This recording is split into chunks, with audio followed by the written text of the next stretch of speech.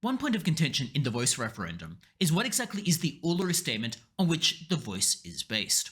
After all, to understand the Voice, we need to know exactly what it intends to achieve, what its purposes are, what its goals are, and therefore we need to look at the underlying background documents. Well, the immediate precursor is the Uluru Statement. The Uluru Statement, as we commonly know it, is a one-page document on the Uluru Statement website. It's 439 words long. It arose as a result of the Uluru Dialogues, which is a meeting together of Indigenous Australians to come up with a common statement of purpose of things that they intended to achieve, one of which is the Voice. The one-page document also calls for a Makarrata, which is in essence a treaty. However, there has been some controversy about whether there is a longer Uluru Statement document.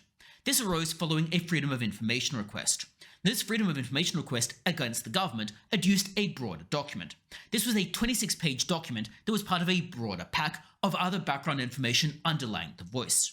Now, this 26-page document was called the Uluru Statement from the Heart, and there has been confusion about whether that 26-page document or the one-page summary document is in fact the Uluru Statement.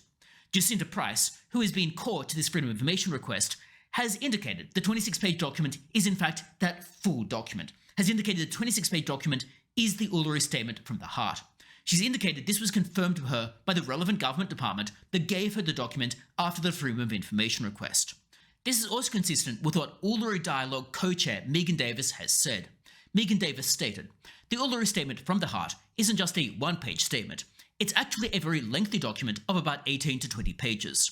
The Uluru Statement from the Heart is occasionally mistaken for merely a one-page document. The Uluru Statement in totality is closer to 18 pages. So Professor Megan Davis, the co-chair of the Uluru Dialogues, indicates that the Uluru Statement is longer, or at least more comprehensive, than that one-page document.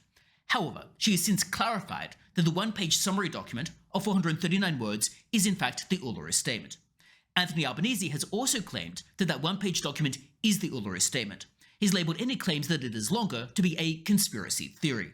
However, this whole controversy is in fact actually a little bit beside the point, because even if we agree that that one-page document is the full Uluru Statement, it's only 439 words, and it has a rather broad remit. Many of the words in there require further definition. For example, we need to know exactly what Makarrata or treaty involves. The one-page document doesn't define it. It doesn't define the goals or aspirations for that treaty. It doesn't really tell us anything about it. We need to look at the background documents to understand what Makarrata is. And those background documents would involve that 26-page longer version of the Uluru Statement from the Heart, whether or not that is the official one that has emerged on the website. So in that 26-page long document, we can see various things. For example, one of the goals is to achieve compensation or a financial settlement, which they specifically state could be a proportion of GDP. They also indicated the purpose of the Voice is to push for a treaty. So it would appear that we have Voice, then treaty, and as part of treaty we have compensation. That appears to be what emerges from this whole background document. And this is the case whether or not that full 26-page document is the full Uluru Statement from the Heart or is merely background toward that one page. All this obsession about whether the Uluru Statement is one page or 26 pages is really missing the point. Because the point is, we need to know what exactly the Voice wants to achieve, and given that it seems to want to achieve a treaty, what exactly a treaty is going to involve, and that background document tells us what the aims are. And those aims are very clearly to achieve a financial settlement, which is very clearly going to be part of GDP, which would very clearly impose a cost onto Isla taxpayers, because if GDP is now being taken away to pay for this Uluru Statement settlement, well then clearly the government will have less money. So the government will need to either spend less money on services, or will need to tax people more, or potentially both.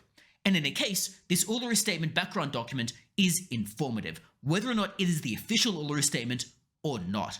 And therefore Anthony Albanese referring to this debate as a conspiracy theory worthy of QAnon is rather misleading and rather disingenuous. The document is real, and comes from a government website.